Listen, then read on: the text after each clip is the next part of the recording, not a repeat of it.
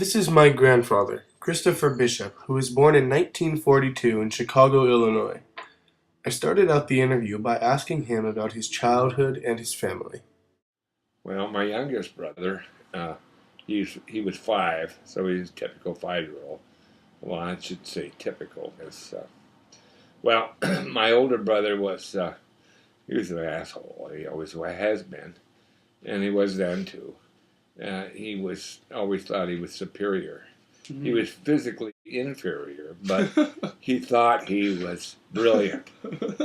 One time we got into a fight with the Beaverin kids, and this is BB gun places, and we would wear these raincoats, that were made out of kind of like plastic or rubber or something like that, and they stop a BB really well, And so, of course, we risked getting shot in the eye, but we actually had firefights.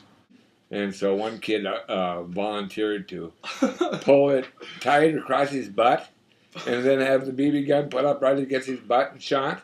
And it went in there about 3/4 of an inch. The guy had to have it pulled out by the doctor. Next, I asked him to tell me about his parents when he was growing up. My parents were both kind of intellectuals.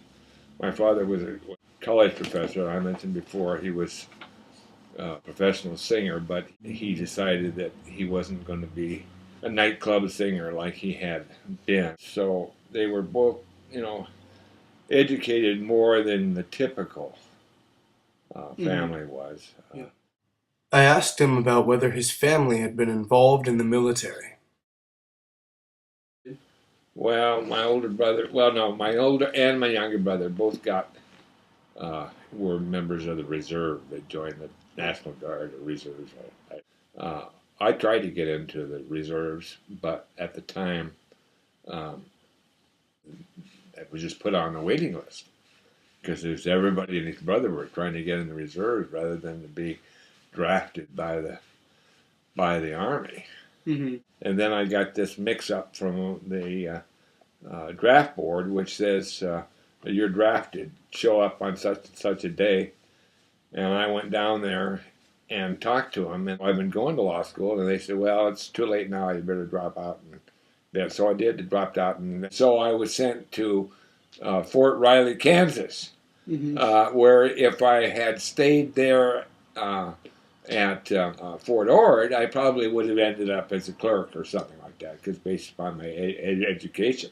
But instead, I was sent to Fort Riley, which was kind of novel because we had guys from all over the nation, guys from the South, and kids that were uneducated, didn't even know how to read, and then guys like me, and the guy that was a hippie from New York City, and he would spend all of his time looking for marijuana growing on. It grew around there, but it never did flower or anything. So. Built in 1853, Fort Riley was known for putting out some of America's best soldiers, who served as the initial infantry in World War I, World War II, and the Vietnam War.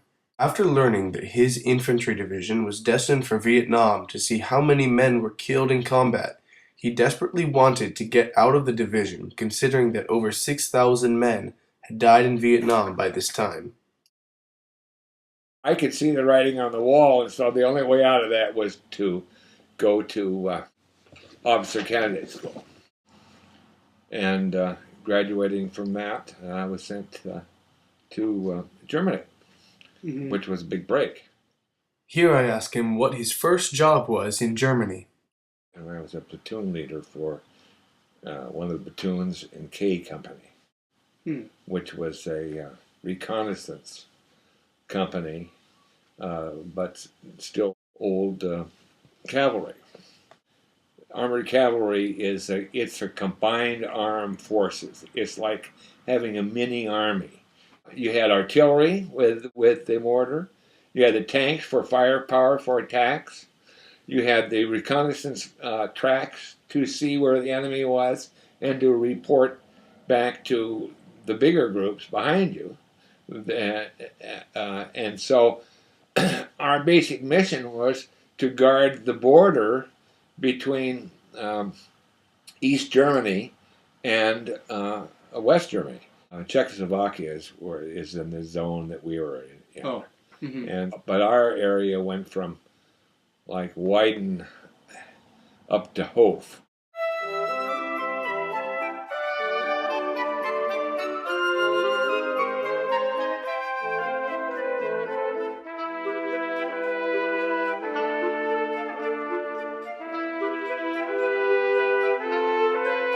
There was a border there with border stones sticking up. And then behind that was a border fence, a barbed wire type thing in wood. And my grandfather now describes the security measures that went into place to protect the border. Our job was to watch that border and rescue anybody that came across, like they were crossers. Mm-hmm. People were trying to get out of Czechoslovakia. So you would accept refugees? Yeah. They would come like that. We'd pass them on back. There was a whole procedure for that. We knew that if they attacked, it would be nuclear, and they'd be flying over our heads, so we probably wouldn't. We probably was the safest place to be. Mm-hmm. But nevertheless, we had all the bridges and stuff had boxes cut in them. So you could just dump the explosives into the box and then set it off, blow the bridge real fast, Mm-hmm. Plus we had marked the biggest trees. So you wrap det cord around the bottom of the trees and blow them, and then they'll fall down. And that's the idea is to slow the other enemy down, and give enough buffer between them and our main army. The main border security threat wasn't from the Czechs; it was actually from the Russians. In '68, the Russians moved into Czechoslovakia. Mm-hmm. And kind of slapped some butts and stuff because they weren't pleased at how the Czechs were running their own country. Mm-hmm. These next few stories show a comedy of errors that the United States military wasn't always prepared, and they made some funny mistakes along the way. They didn't even send us up to the border. Every month we would have an alert where they'd call a house and say, you got 5 minutes, and you'd jump in your car and dash over there and get into a tank and go over to a place a couple miles down the road. And then from there, we would go out if it was a real battle, and to where we were assigned. But it, of course, never happened, except when it did happen. When they did move into Czechoslovakia, we didn't even go on alert. We just sat out there, So I got up one time. General Mildren came floating by in his helicopter, and he was telling us. He says, "How come you don't have your camouflage nets up?"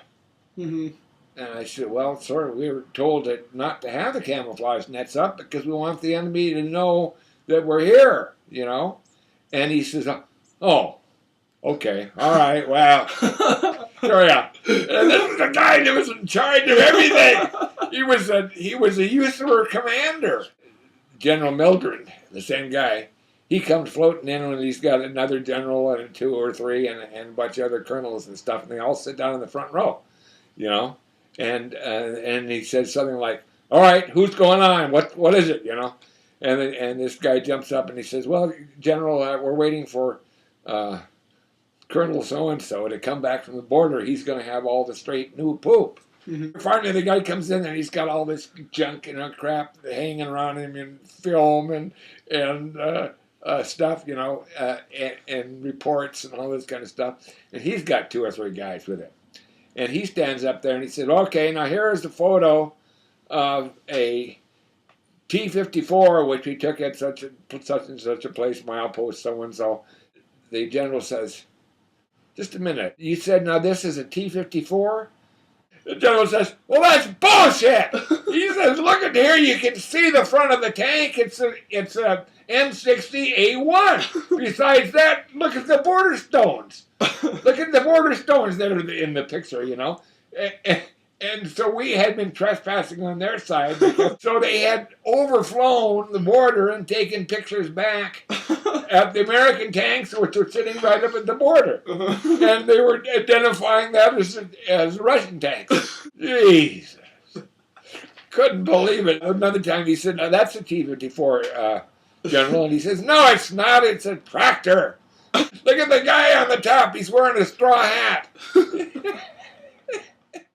I wanted to find out whether it was strange working alongside Germans who only 20 years before had been involved in the Nazi regime. The Germans were very embarrassed by what they had done. They may have been apologetic, but how did the Germans treat you and other American soldiers? In the bigger cities, you'd sometimes get a sneer. But they were fairly friendly. Yeah, but generally speaking, most people, particularly the people out in the rural areas, where we were, they were very happy that we were there protecting them. And there not very many of them were defiant. Most of them, at least we didn't know anybody like that. They are all, very apologetic.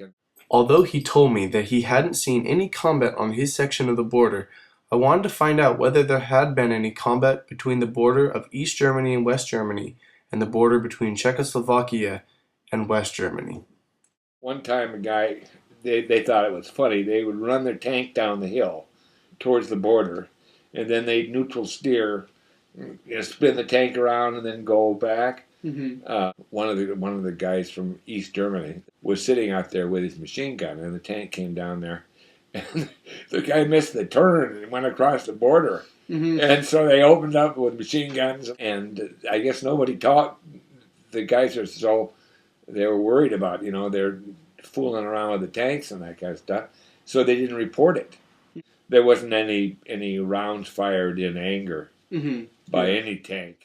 Next, I asked him to tell me about some of his more interesting or unusual experiences during his tour. We used machine guns to hunt deer. They'd come down range, We were picked to practice with this new weapon that they had come up with. It was a 20-millimeter cannon. So we just shot the hell out of those damn deer and wild pigs, too. We had a wild pig, just chased them with that.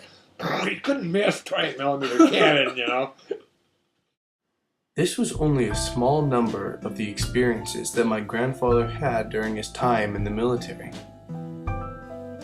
Through the good, the bad, and the ugly memories, my grandfather was certainly a changed man forever from the time that he entered the military.